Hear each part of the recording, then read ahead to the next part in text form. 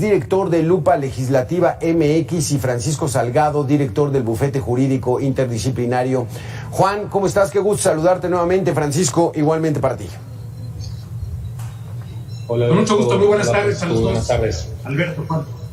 Francisco, entonces, de entrada parece que es una decisión pues, que no causa daño, ¿no? Al contrario, pues ya vamos a tener doble identificación oficial, además del INE, pues bueno, ya también el CURP, pero ¿cómo lo ves? Vamos primero contigo entonces, Juan. ¿Cómo ves esta situación, Juan? De entrada es una buena medida, hay que tener ciertas suspicacias, viene el sospechosismo de los legisladores de oposición, ¿cómo lo ves?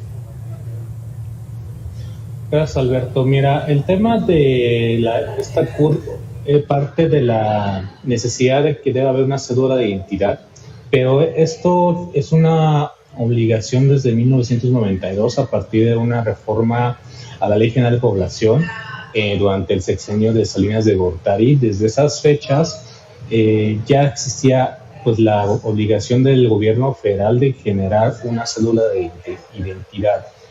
Sin embargo, a lo largo de estos años, las últimas décadas, no ha podido por diversas razones y se ha contaminado mucho por intereses políticos y también electorales, hay que decirlo, porque las personas es un derecho humano, el derecho a la identidad. Sin embargo, este derecho solamente está reservado para personas mayores de 18 años, y es a través de la credencial para votar, la cual en sus orígenes no era precisamente para un tema de identidad, sino efectivamente ejercer los derechos políticos, pero ya en la práctica y en los hechos, pues ha funcionado de esa manera. Pero de hace 3 décadas existe esta obligación de una cédula de identidad, pero por la incapacidad del propio gobierno, por falta de recursos, por intereses políticos, no se ha llevado a cabo. Ahora, esto que ocurrió en el Senado es uno de tantos intentos, y de hecho en 5 años del actual gobierno, pues creo que es el tercero o cuarto que lo intenta, porque ya ha aprobado una reforma en la Cámara de Diputados, pero que está toda en el Senado. También aprobó una ley de operación de registros civiles que también sirve para centralizar y entregar nuestros datos biométricos, la cual también sigue atorado en el Senado. Entonces es otro intento que buscan hacerse de nuestros datos. Y el problema es que en esta propia propuesta no viene ningún mecanismo para la protección, ni siquiera le dan recursos extra. Entonces, ¿cómo vas a garantizar la seguridad de los datos de más de 130 millones de mexicanos y sin dinero adicional? Ortiz, tú la ves de entrada, pues con cierta renuencia. Pero Francisco Salgado, en un momentito más nos enlazamos otra vez con él. Entonces, Juan, como dices, no es la primera intentona del gobierno federal de tener los datos de la población y de tener datos personales y los datos biométricos, porque ahí vamos a tener la huella. Ya las tenemos con el INE. El INE es una entidad autónoma. ¿Por qué los quiere el gobierno federal? ¿Por qué crees tú que buscan de manera insistente tener nuestros datos? Mira, los datos es una mina de oro, ¿no? Pues ahí está toda nuestra información, y el mal uso que le pueden dar, pues debe tener fines electorales, ¿no? Tener mayor información para aplicar políticas enfocadas para ganar elecciones, o en el peor de los casos también esto es información que se puede filtrar y para hacer uso de un tipo de fraudes, delitos financieros, delitos cibernéticos, que ese es uno de los riesgos que hay, porque no hay medidas de seguridad, y a diferencia del INE, que es un órgano autónomo, ellos se han encargado durante todas estas décadas crear una base de datos robusta con muchas medidas de seguridad, que incluso cuando ha habido escándalos de que hay una filtración de datos, no fue propiamente del INE, fue a través de partidos políticos. Entonces, si bien existe un derecho de identidad, sobre todo desde la Constitución de 2014, el gobierno federal no ha hecho lo necesario para garantizarlo, y sí se ha dejado contaminar por intereses políticos para hacerse de estos datos, porque bien lo dijiste, no es la primera vez. En 2020 le exigió los datos al INE, los datos biométricos, luego impulsó una reforma para crear un padrón de usuarios de telefonía móvil que pedían nuestros datos biométricos y que afortunadamente la Suprema Corte lo impugnó, pero siempre ha buscado esto, dejando a un lado que debemos garantizar el derecho a la identidad. Exactamente, porque Juan, aquí la situación está de que esta insistencia ya del gobierno federal, pues bueno, ya se vuelve, como decía Santiago Krill en esa clásica frase, pues ya muy sospechosa. Entramos dentro del sospechosismo. Francisco Salgado, Juan Ortiz no la ve muy bien. ¿Tú cómo la ves esta medida de la CURP con foto y huella dactilar? Finalmente, de lo que se trata es, todos los gobiernos lo que quieren tener es a su disposición la información para que ellos puedan manejarla.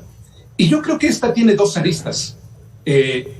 La primera, que es la de la información, pero también tienen una segunda arista. A ver, nuestros problemas que tenemos de forma política es que el presidente no está de acuerdo con el INE y puede atacar y ataca lo que sea posible. Tan es así que el año pasado le disminuyeron algo así como 4.5 mil millones de pesos al presupuesto. Es eso lo que se encuentra también en la política. ¿Qué pasa si a ese órgano autónomo que se dedica a crear, a recopilar la información, se le restringe o se le dice que ya no tiene razón su función, al menos la de crear la credencial para votar, porque ya hay otro organismo que lo hace? Para este año o para el próximo año, el presupuesto que se trae también es algo así de 37 mil millones de pesos para el INE y casi una tercera parte para la Secretaría de Gobernación. Y fíjese, en la propuesta que se trae, en la propuesta esta de 60 hojas que se hace en la Cámara de Senadores, hay un artículo transitorio que dice que no se incrementará el presupuesto para la Secretaría de Gobernación, pero que en caso de que sea necesario, se compensará el presupuesto con el otro organismo que esté encargado de la función. Y entonces, ¿qué pasa cuando ya tenemos a alguien que lo hace, como es el caso de la Secretaría de Gobernación en este momento, y que lo puede hacer aparentemente con el mismo presupuesto? Pues se le quita la función al INE o al IFE, ¿no? Y entonces, esto también es otra arista que hay que contemplar. La cuestión de presupuesto y la cuestión de que quitémosle facultades a un órgano incómodo que en este momento yo no estoy de acuerdo y que pues simplemente le voy a quitar dinero porque ya no va a hacer toda la actividad que hacía antes. Está interesante este punto de vista, Francisco. Es una cuestión de desmantelar al INE, que no les gusta cómo funciona, pero pues gracias al INE en parte pues llegaron al poder, porque en este país no tenemos mucho que las elecciones eran dominadas por la Secretaría de Gobernación. O sea, 1995, 94 en la elección, todavía en el 96, en fin.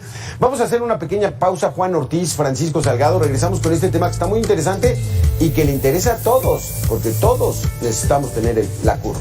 Regresamos. Gracias, Juan. Gracias, Francisco. Juan, tú eres muy joven, pero tienes la información. ¿Qué pasaba cuando las elecciones en este país las realizaba la Secretaría de Gobernación con un gobierno que era del Partido Revolucionario Institucional? ¿Qué pasaba? Los muertos votaban, eso es lo que pasaba. Y precisamente que el IFE, en ese entonces IFE, lo hicieran un órgano autónomo, pues inició este camino para garantizar elecciones más confiables y sobre todo el tema del padrón electoral a lo largo de tres décadas, y también hay que decirlo con bastante presupuesto, porque hoy representa la tercera parte del INE para el tema de las credenciales para votar. Entonces aquí el tema es que le tomó mucho tiempo garantizar esta base de datos confiable para que la ciudadanía tenga la certeza que el voto que emite es el voto que se dio, y que no ocurra esto lo que ocurría hace unos años, que los muertos votaban, que los inscritos en los programas sociales votaban. Creo que algunos se van a acordar que antes del INE se usaba mucho como identificación oficial tu credencial del PRI, o sea, se usaba bastante, es lo que me cuentan algunos de aquellos años, pero es lo importante. Lo importante es que en un tema de la CUR, de un documento de identificación, hay que darle todas las garantías de seguridad porque es nuestra información confidencial. Exactamente, Francisco Salgado. ¿Hay que confiar en el INE? ¿No será que también pues ya es una institución que a lo mejor ya soltó o suelta los datos personales de todos, de todo el padrón? Bueno, todo lo que son datos y todo lo que son datos electrónicos están sujetos a que cualquier persona o cualquier hacker o cualquier grupo de delincuencia pueda allegarse de ellos. No sé si ustedes se acuerdan cómo inclusive hace un par de años había noticia de 8 columnas, la parte de que se vendían las bases de datos precisamente del INE y del IFE, y eran muy baratas y se vendían en la colonia Morelos, por ahí, la colonia Guerrero, se vendían por ahí. Y hoy nos damos cuenta, no solamente en el ámbito público, también en el ámbito privado, como una serie de hackers extraen la información y la ponen a veces en manos de quien no debemos. Yo creo que eso es algo normal derivado de la tecnología, pero les doy algunos datos, fíjense. Si realmente quisieran tener hoy el gobierno la parte de una identificación adicional, ¿qué creen? No necesitan tener ni necesitan la aprobación de esto que va a venir próximamente, que es la votación en pleno. ¿Por qué? Porque lo que van a modificar es la ley de población, una ley que data del año 74, casi hace 50 años. En esa ley, ¿sí?, que es la que está vigente en este momento, se considera ya, está por ahí, la cédula de identidad ciudadana. Y todo lo que ahorita se está comentando de que la vigencia de 15 años, que tendrá la fotografía, que tendrá la firma, que tendrá la huella, que tendrá la fecha de nacimiento, en fin, todo eso ya lo contempla la ley actual. Nada más que no se llama CUR con foto, sino se llama cédula de identidad ciudadana. Esta es una ley que en la actualidad tiene 157 artículos. La propuesta de la nueva ley va a tener 86. Y de repente, normalmente las leyes nunca bajan sus artículos, sino normalmente se incrementan. ¿Por qué esta curiosidad? Pues porque ahora se está disminuyendo, porque todos los artículos de migración, todo lo que tiene que ver con migración, se pasó a una ley hace 13 años. Es por eso que se disminuye. Y como no se había actualizado en casi 50 años, por eso disminuye. Pero todo eso, o sea, todo de lo que hoy nos hablan como nuevo, ya existe. Existía en el año 11. Si quisieran hacerlo obligatorio, ya se puede hacer. Ya hoy tenemos la obligación, hoy todos tenemos la obligación de tener una cédula de identidad ciudadana. Fíjense cómo le están solamente dando un poquito de vuelta y aprovechando la parte mercadológica. Pero y entonces, no me queda muy claro, Francisco, en el asunto de... ahora lo que quieren es ponerle foto y ponerle la huella y la firma. Prácticamente hay que sustituir a la credencial de elector. Sí, nada más que eso ya lo tienen, Alberto. Eso ya lo contempla la ley actual de población. Esa que quieren quitar, esa del año 74, ya tiene esta obligación. Nada más que no se llama CUT con foto, sino aquí en la ley actual se llama cédula de identidad ciudadana. Si realmente quisieran beneficiarlo, que lo echen a andar. Ni siquiera necesitan pasar por todo el proceso legislativo. O sea, ya en este momento tenemos la obligación de tenerlo, ya en este momento pudiéramos tener 2 documentos, ya en este momento pudiéramos hacer válida nuestra IFA o nuestra INE y además esta cédula de identidad ciudadana. Ya existe esa obligación. Entonces, ¿qué es lo que van a votar, Juan? ¿Y cómo está? Tú estás muy enterado del proceso legislativo. ¿Pasó en comisiones? ¿Va al pleno? ¿Van a dispensar la lectura? Me parece. ¿Cómo se encuentra? Mira, lo que se aprobó en comisiones es una reforma que deroga la Ley General de Población creada en 1974. El tema de la cédula de identidad digital es una reforma que se hizo en 1992 con Salinas de Gortari. Desde entonces existe la obligación de SEGO de crear esta cédula con nuestros datos, la cual no se ha llevado a cabo por diversos motivos financieros, de capacidad logística o intereses políticos. Entonces lo que se aprobó, eso fue en comisiones y pasó al pleno del Senado. No está ahorita agendado, No creo que lo discutan en estos próximos días, y en caso de que lo suban se necesita nada más mayoría simple y va a pasar a la otra cámara para su posible discusión y aprobación. Pero digamos que todavía le falta un largo trayecto, y hay que tomar en cuenta que en este sexenio pues ya hay intentos, porque incluso en la Cámara de Diputados también se aprobó la creación de una nueva ley general de población.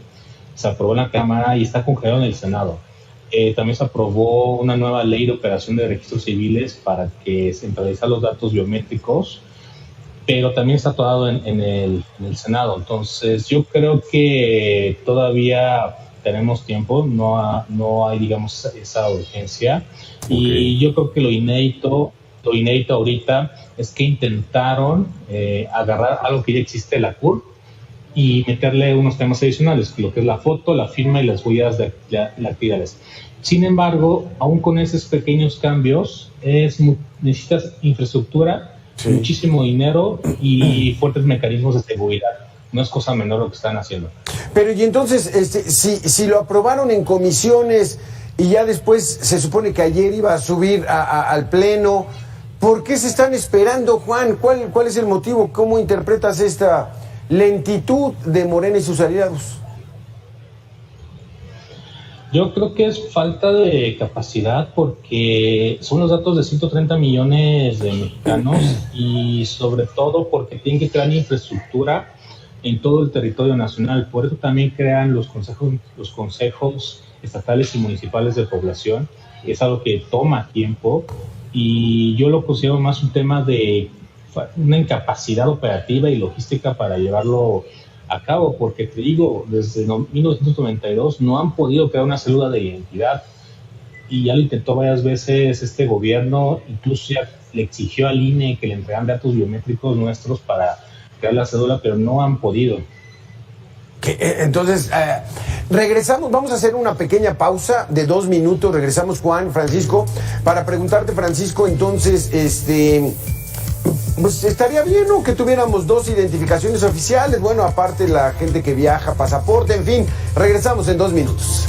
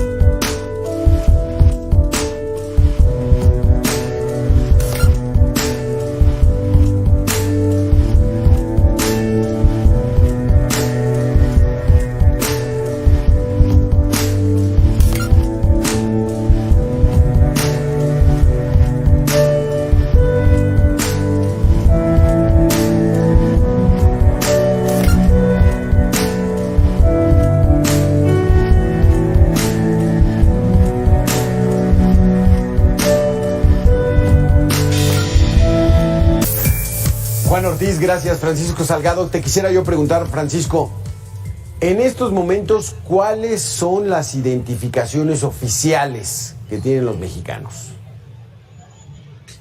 Son 3, pero está sujeto a las políticas de algunas empresas privadas. Las oficiales son, evidentemente, el INE o IFE. La segunda es la cédula profesional. Y la otra es lo que para las personas que no tienen la cédula profesional se considera la cartilla militar. Sin embargo, la cartilla militar tiene un problema, solamente es expedida para hombres. Entonces esa casi no se considera. Tenemos 2 realmente, la INE-IFE y la cédula profesional. Okay. Cuando vamos a los bancos, normalmente hay algunos bancos que dicen, híjole, aquí está mi cédula. Aquí dice la ley que esta es una identificación oficial, y a veces no lo saben. hay que mostrarles la ley donde dice que está considerada como un documento oficial para que te lo acepten. ¿El pasaporte no es una identificación oficial? Es una identificación oficial también, pero está sujeto a la aceptación de las empresas privadas. Ah, ok. Sí. Entonces, básicamente tenemos dos que están sujetos a la aprobación de las empresas privadas. O sea, el INE o IFE, la cédula profesional y el pasaporte. Pero bueno, eso es lo que tenemos hasta este momento. En la propuesta que es la que autorizaron, ¿sí? Fíjense, se modifican, o realmente en estos 86 artículos, hay propuesta de que se modifiquen 23. Y es ahí donde está la carnita de esta modificación. Y en el artículo, por ejemplo, 76, dice que el nuevo documento, la nueva CURP, hará prueba plena. ¿Esto qué quiere decir? Los abogados sabemos que cuando dice prueba plena, quiere decir que ante cualquier organismo. Pero lo mismo dice hoy de la cédula profesional y lo mismo dice hoy del pasaporte. Y no funciona como tal. Después, un artículo, el 77, dice que la CURP con fotografía tendrá plena validez frente a las autoridades, que bueno, pues eso es normal, porque finalmente si las emite el gobierno, fíjense, algo que también pasa y está dentro de este proyecto, es que el presidente es quien tendrá la facultad de crear una comisión que sea la que se encargue de regular todo. O sea, esto pasará gobernación y presidente, punto, ¿no? Y bueno, en otros artículos es donde dice que tendrá plena validez, sujeta a lo que digan las políticas de las empresas particulares. Porque en redes sociales nos están preguntando, Juan Ortiz, de que dice, el gobierno ya tiene acceso a esos datos por el INE, pero ¿cuál es la diferencia de que los tenga el INE y de que los tenga el gobierno federal? Bueno, no los tiene todos. Sí puede firmar convenios con el instituto, pero en general no, porque en 2020 le intentó tener todos los datos biométricos de más de 130 millones de mexicanos y el INE les dijo que no, porque el INE no está facultado por la Ley de Protección de Datos Personales de entregárselo. Como ellos lo recaban, pues ellos lo tienen que resguardar con todos sus mecanismos de seguridad. Y aquí con el tema de la cédula de identidad, o más bien tenemos un problema de hecho la identidad, que con la reforma de 2014 se buscó garantizarlo, sobre todo para menores de edad. O sea, si tienes menos de 18 años, no tienes un documento oficial que acredite tu identidad, y digamos que es un problema porque tenemos ahí el dato que UNICEF junto con INEGI nos decían, de 10 personas que no tienen documento que acredite su identidad, son 6 son menores de edad.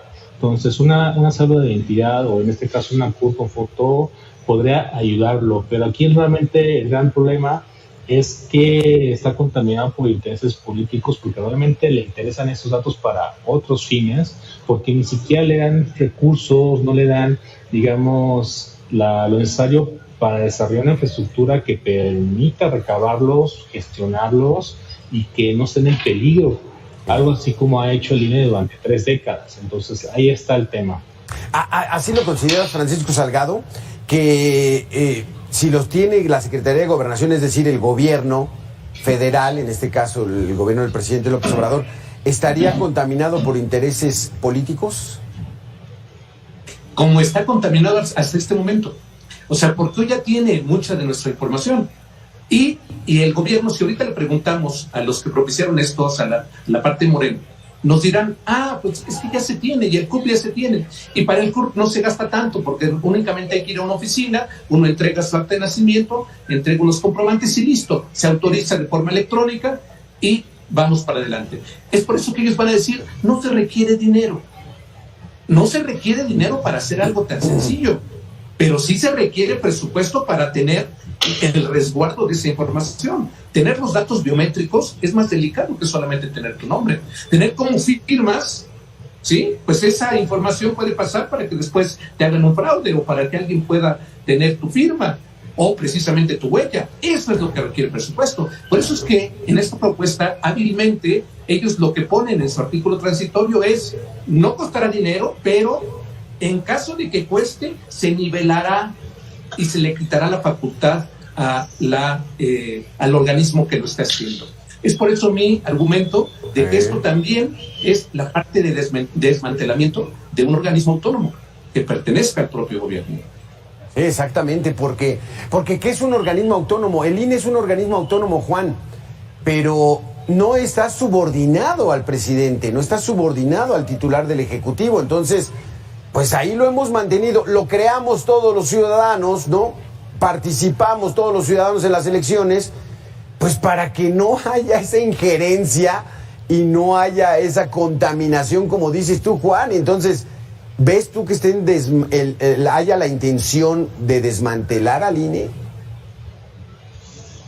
Sí, esa intención sí ha estado desde hace varios años y más fuerte con este gobierno. Pero ahora que mencionas como el órgano autónomo que, digamos, sí lo cuida de las decisiones que tome el presidente u otro poder, yo creo que ahí valdría muy bien una propuesta de que tal vez para garantizar el derecho a la identidad, crear una cédula de identidad, tal vez tengamos que crear un organismo autónomo para liberarlo de toda esta carga política y a la vez tengamos ahí al personal con capacidad, y así como lo hizo el INE con el padrón y la lista nominal a lo largo de todos estos años, pues sea capaz de crear una cédula de identidad que nos permita tener pues otro documento y no solamente la credencial para votar, y porque hay que pensar también, por ejemplo, los millones de niños y adolescentes que no tienen una forma de acreditar dicha identidad. Entonces yo creo que vale la pena explorar esa propuesta,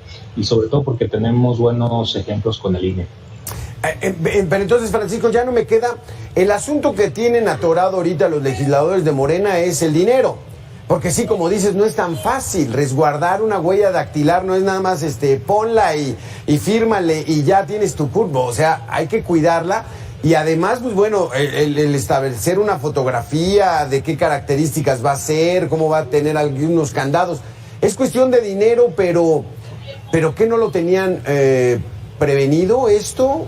¿O la lanzaron así nada más? ¿O de qué se trata? ¿Cómo lo interpretas? No, fíjate que, o sea, no se tenía presupuestado, pero se vieron muy hábiles cuando en los artículos transitorios lo que dicen es, no nos costará más dinero, pero en caso de que cueste, le quitaremos a otras instituciones, nivelaremos, compensaremos, pues la palabra que utilizan, compensaremos lo que son los gastos. Es por eso que, si en este momento quien hace esto es el INE o el IFE, ¿sí? Lo que va a hacer es que a ellos seguramente le quitarán este presupuesto, y dirán, ya tenemos aquí a Gobernación que lo hace, y entonces se lo quitamos a la otra, porque incluso en los propios transitorios, que también están ahí hábilmente puestos, dicen que el INE actual o la IFE actual, ¿sí? Podrá seguir siendo válida, y ellos, Gobernación, le podrá dar la información al INE. O sea, ya el INE no será el ejecutor o el resguardador de esta información, será Gobernación, y entonces el INE se le podrá otorgar si es que la solicita. Fíjate cómo va la redacción, ¿no? Está tramposona porque ya conocemos que cuando tienen todos los datos y vienen las épocas de elecciones, pues como dice Juan, votan los muertos, votan varias veces, la gente que está inhabilitada, está ahí lista para votar. Entonces, ese es el verdadero riesgo, Juan. O sea, que se contamine políticamente, porque en este país apenas hace 25 años tenemos un INE fortalecido, pero antes estaban acostumbrados a muchas mañas. Sí, así es, y hay que tomar en cuenta que el INE y el padrón electoral es unas grandes victorias de la ciudadanía contra el autoritarismo del gobierno federal, que es algo que no podemos perder. Yo la verdad considero este dictamen, reforma un poco mal hecha, porque efectivamente tiene esa intención, pero la forma en que lo hace está pues muy mal, porque realmente no, ese tema de los datos que tiene el INE están protegidos desde la Constitución y la Ley General de Protección de Datos Personales, que aún así, si se llegara a aprobar por ambas cámaras y se lo piden al INE, no se lo va a dar, porque está protegido por la por la Constitución. Entonces, se puede dar que se genere una nueva batalla jurídica que incluso se impugna ante la Suprema Corte, pero por lo pronto sí podemos tener la certeza de que estamos protegidos por la Constitución y que por lo menos el INE y el INAI pues, no van a dejar que estos datos se entreguen al gobierno federal.